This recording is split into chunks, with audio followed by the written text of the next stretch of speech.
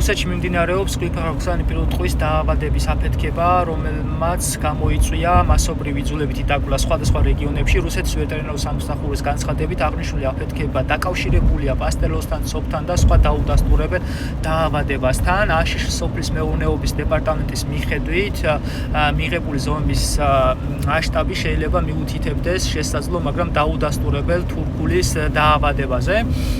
შეიზღუდა რუსეთიდან პირუტყვის ექსპორტი. ადგილობრივი ინფორმაციით ფერმერები აცხადებენ, რომ ზოგიერთ შემთხვევაში ცხოველებს გარეგანი დაავადების ნიშნები არ შეინიშნებოდა. მიუხედავად ამისა, განხორციელდა მათი დახოცვა და დაწვა. ასევე დაფიქსირდა პროტესტი და ადამიანების დაკავებები. ძალიან საინტერესოა რა მიზნით ხდება მასიურად საქონლის დახოცვა.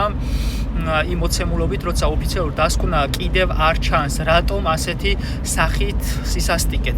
ყაზახეთმა, ყირგიზეთმა, ბელარუსიამ დამატებით აკრძალა პირუტყვის შეყვანა ქვეყანაში. არის დაუდასტურებელი ინფორმაცია ჭორი, დიდი ინტეგრატორები ცდილობენ მცირე ფერმერული მეურნეობის ბაზრიდან მოცილებას.